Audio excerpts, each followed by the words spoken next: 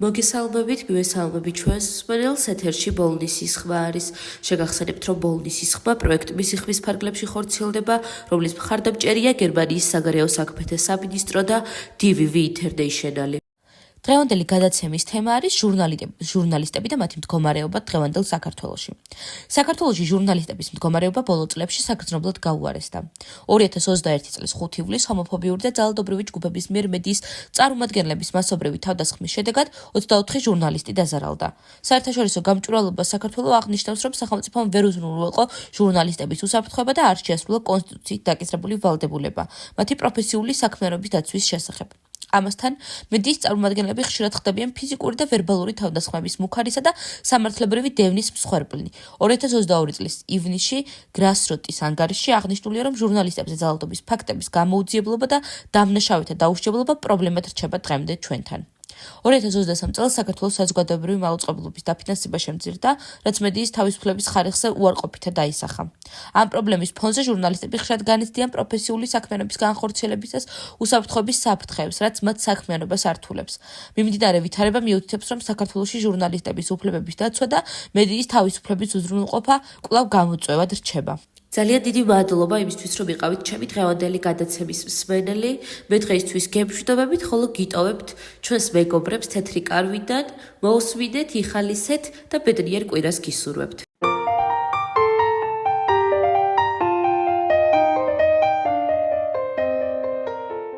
მოგესალმებით მეგობრებო. მე ვარ ნინი 37 წლის. დღეს თეთრ კარავში ქალები ისეთ თემაზე სასაუბროდ შევიკრიბეთ, რასაც სექსუალური ძალადობა ქვია. არ დაგიმალავთ და არც თუ ისე დიდი ხნის წინ პირადად მე სექსუალურ ძალადობაზე სულ სხვა წარმოდგენა მქონდა. არადა აღმოჩნდა, რომ ყველანაირი ქმედება საპირისპირო სქესისგან იქნება ეს ფიზიკური თუ სიტყვიერი, რაც ჩვენი სურვილის გარეშე ხდება, ძალადობაა და დასჯადია. თითქმის ყველა ქალს ერთხელ მაინც განუცდია ეს შეურაცხყოფელი გრძნობა, მაგრამ ამაზე ყოველთვის გრცხვენოდა და გვერიდებოდა საუბარი. მადლობა ღმერთს, ახლანდელი თაობა მეტად არის ინფორმირებული და შესაბამისად უფრო დაცულებიც არიან. მე ჩემს ისტორიას მოგიყვებით. დაახლოებით 10 წლის წინ ერთ-ერთ ძალიან ცნობილ კომპანიაში დასახელებისგან მაინც თავს შევიკავებ, სტაჟიორად ამიყვანეს და ძალიან გახარებული ვიყავი. მოცნებობდი, რომ იქ გამეგრძელებინა მუშაობა. ჩემი უფროსი ახალგაზრდა სიმპათიური მამაკაცი გახდა და განსაკუთრებულ ყურადღებას იჩენდა ჩემს მიმართ. ცოლიანი იყო და მისი მეუღლეც ჩვენთან მუშაობდა. ოღონდ სხვა განყოფილებაში. ერთი წლის შეუღლებულები იყვნენ და ვფიქრობდი, რა კარგი წყვილია მეთქი. ერთხელაც მათ ყოფილ თანამშრომელს დედა გარდაეცვალა და ყველანი პანაშვიდზე წავიდნენ, მათ შორის ჩემი უფროსის ცოლიც. პირველად აღმოჩნდით ოთახში მარტო მე და ჩემი უფროსი, მაშინვე რაღაც უსიამოვნო წინათ გრძნობა დამეუფლა. უხერხულად ვიგრძენი თავი და მეც წასასვლელად მოვემზადე. უკვე გავდიოდი ოთახიდან, რომ მომაძახა. დამელოდა მეც მოვდივარო. ლიფტში რომ შევიდეთ, უფრო დავიძაბე. უცებ ხელები მომხვია და ბღვა-ძუნი დამიწყო. ისე დავიბენი, აღარ ვიცოდი როგორ მომეშორებინა. ამასობაში ლიფტიც გაჩერდა, კარი გაიღო და თავთვით მოკლეჯილი გავიქეცი. ის იყო და მას მერე იქით აღარ გამიხედავს. ჩემი ნივთების წარმოსაღებათაც კი არ მივედი.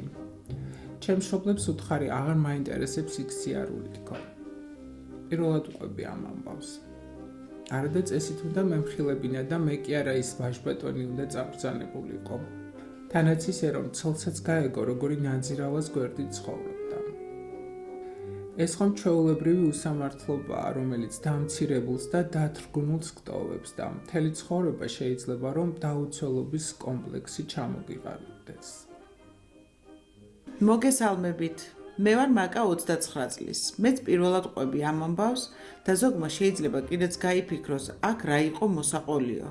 მაგრამ არა, სწორედაც რომ უნდა ხმამაღლა ვილაპარაკოთ ყველა იმ ანომალიაზე, რაც ჩვენს გარშემო ხდება, რომ ამით წინ აღვდგათ მსგავს ფაქტებს. წლების მანძილზე, მაშინ როცა უკვე გათხოვილი ვიყავი და ქმარი მყავდა, ერთი ჩემი თანამშრომელი მუდმივად, ჩუმად, ისე რომ სხვებს არ გაეგონათ, იხელთებდა ხოლმე დროს და საშინელებებს მეუბნებოდა ჩუმად ყურში, ჩურჩულით. უпростоრად თავის უხამ სექსუალურ ფანტაზიებს მიზიარებდა.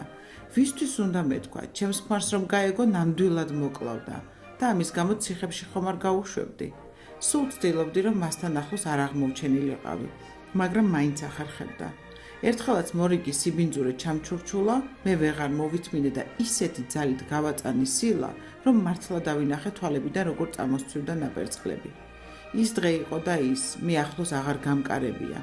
მაგრამ მოგვიანებით შევნიშნე, რომ ჩვენს ახალ თანამშრომელს გადაეკიდა, რადგან ხედავდი ახლოს ჩაუვლიდა თუ არა ეს გოგო ჭარხალივით როგორ წითლდებოდა.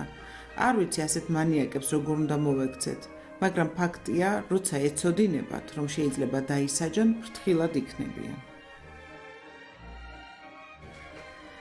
მეც მოვყვები, ოღონდ ეს არ არის ჩემი ამბავი. მაშინ სულ პატარა ვიყავი და წესიერად არც კი მესმოდა რა ხდებოდა. ჩვენს იტალიურ ეზოში ცხოვრობდა ახალგაზრდა ცოლ-ქმარი და ყველა მეზობელმა იცოდა, ლოთი ქმარი ყოველღამე ფიზიკურად და სექსუალურად როგორ ძალადობდა ცოლზე. მაგრამ თვითონ ქალი ხმას არ იღებს და რა ჩვენი საქმეაო, მეზობლებიც არ ერეოდნენ. ერთ ღამესას დიდი ლეწვა მტვევის ხმა გავიგონეთ. მერე ისევ ჩაწყნარდა ყველაფერი და მეზობლებმაც მშვიდი ძილი გააგრძელეს. დილასაც რომ არავინ გამოიხედა ფანჯრიდან, მეზობლებმა შუადღემდე იცადეს. მერე კარზე დიდხანს აკაკუნეს. ბოლოს კი კარი შეამტვრიეს და შევიდნენ. ოთახში საწოლზე უგონოდ ეგდო თავგახეთქილი შიშველი კაცი და სისხლში ცურავდა. ბეწვზე მიუსწრეს და გადაარჩინეს. ცოლი კი იქ არ დახვდათ. რა დროს გაიქცა სახლიდან არავინ იცოდა. დიდხანს ეძებეს ქალი, მაგრამ მის კვალს ვერსად მიაგნეს. როცა მისი მშობლებიც მოვიდნენ, აღმოჩნდა, რომ არაფერი იცოდნენ იმ ძალადობაზე, რასაც მათი ქალიშვილი 2 წელი უძლებდა. ის კი არა ეგონათ, რომ ძალიან ბედნიერი იყო, რადგან სიყვარულით გათხოვდა და არასოდეს ქმარზე საყვედური არ დასცდენია. მერე კი მოგვიანებით ისიც გავიგეთ, რომ ის ქალი დაუჭერიათ და ციხეშიც მჯდარა. კაცი მაშინ კი გადარჩა, მაგრამ მაინც მალე გარდაიცვალა. მიუხედავად იმისა, რომ პატარა ვიყავი, ამ ამბავმა ძალიან იმოქმედა ჩემზე და მას მერე სადმე პატარა ძალადობის მოწმე თუ გავხდებოდი, მაშინვე პოლიციას ვიძახებდი. თქვენს ყველას მოგიწოდებთ, რომ არასოდეს დახუჭოთ თვალი უსამართლობაზე და აუცილებლად მოახდინეთ რეაგირება.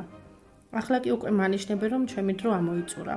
კიდევ ერთი კვირით დაგემშვიდობებით. მომავალ შეხვედრამდე, მეგობრებო.